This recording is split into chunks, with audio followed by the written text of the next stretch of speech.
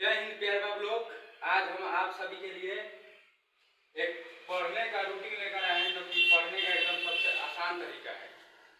और इस तरीका को जो अपना लेगा, समझ लीजिए कि बिहार बोर्ड में उसका सिलेक्शन फिक्स है। तो बिहार बोर्ड में बच्चों को पढ़ने का सही तरीका यही है कि अगर सुबह में 4 बजे जो बच्चा जग जाता है, तो 4 बजे भोर में जगने के बाद 6 बजे तक, 4 बजे से लेकर 6 बजे तक याद करना है, क्योंकि सुबह में एकदम शांत माहौल रहता है। और उस शांत वातावरण में जब इंसान अपना माइंड फ्रेश कर लेता है, मुँह धो लेता है, फ्रेश हो जाता है, तब कोई भी चीज़ अगर मन लगा कर याद करेगा या पढ़ेगा या सोचेगा तो वो हमेशा के लिए याद हो जाता है।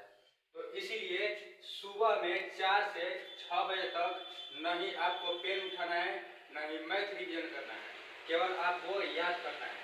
तो याद करने का एक ही समय है और वो है सुबह 4 से 6 बजे तक।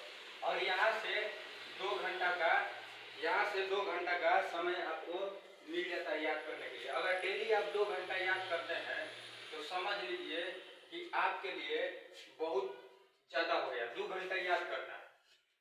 अब इसके आगे जो बाकी समय रहेगा, आप कोचिंग जाते हैं, 6 बजे के बाद कोचिंग जाते हैं या स्कूल जाते हैं या कोई काम करना रहता है तो आप कर सकते हैं, क्योंकि अब 2 घंटा पढ़ने के बाद दिमाग को रेस्ट भी देना रहता है।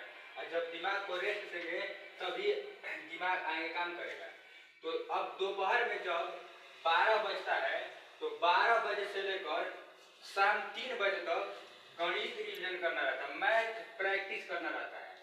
अब मैथ प्रैक्टिस 12 बजे से लेकर 3 बजे तक इसलिए हम बोले हैं क्योंकि दोपहर में कोई भी चीज़ याद करेंगे तो याद नहीं होगा, क्योंकि पृथ्वी पर बहुत सारे जीव जंतु, पूरा गाड़ी बस ये सब चलती रहती है, तो पूरा वातावरण प्रदूषित रहता है, ध्वनि प्रदूषण पूरा।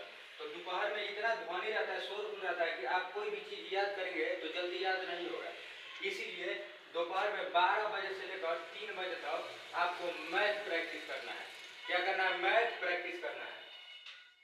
अब इसके आगे जब 3 बजे से लेकर 7 बजे से पहले तक आपको कोई भी मनोरंजन करना है या कुछ भी करना है तो आप कर सकते हैं, क्योंकि जितना जरूरी पढ़ाई है उतना ही जरूरी मनोरंजन, खेलना कूदना भी है, जो कि हमारे शरीर के लिए लाभदायक होता है, स्वास्थ्य के लिए हानिकारक नहीं होता है, स्वास्थ्य के लिए अच्छा रहता है। इसीलिए अब शाम को जब बैठना है पढ़ने 7 बजे, कितना बजे? 7 बजे। तो 7 बजे जब पढ़ने बैठना है और 10 बजे तक पढ़ना है। अब 10 बजे तक क्या पढ़ना है क्या नहीं पढ़ना है, यहाँ पर देखिए, फेयर बनाना है। क्या करना है? फेयर बनाना है। 7 बजे से 10 बजे तक क्या करना है? फेयर बनाना है। अब इस फेयर जब बन जाएगा, या मान के चलिए आपका फेयर पूरा हो गया, कंप्लीट हो गया 10 बजे से पहले, तो आपको कोई ना कोई कहानी का किताब, जो कि अपना सिलेबस है, आपका बाहरी सिलेबस नहीं, अपना जो है, मान के चलिए आप 10 क्लास में पढ़ते हैं, 7 क्लास, कोई भी क्लास में पढ़ते हैं, तो आप अपना हिंदी का किताब उठाइए और उसी हिंदी के किताब में जो कहानी है उसे अपने से पढ़िए। पढ़ने से क्या होगा कि आपको याद भी होगा और आपका जो हिंदी पढ़ने का एक्सपीरियंस होगा वो बहुत फास्ट होगा। और जब एक बार अपने से पढ़ लेंगे तो कोचिंग में जब मास्टर टीचर पढ़ाता है तो आसानी से याद हो जाता है या आसानी से समझ में भी आता है। तो शाम को 7 से 10 बजे तक फेयर बनाना है और सोते समय भी कहानी पढ़ना है, और कहानी पढ़ते पढ़ते नींद लग जाए वही अच्छा है। अब फिर सुबह 4 बजे का जगना है, फिर वही काम है, डेली करना है।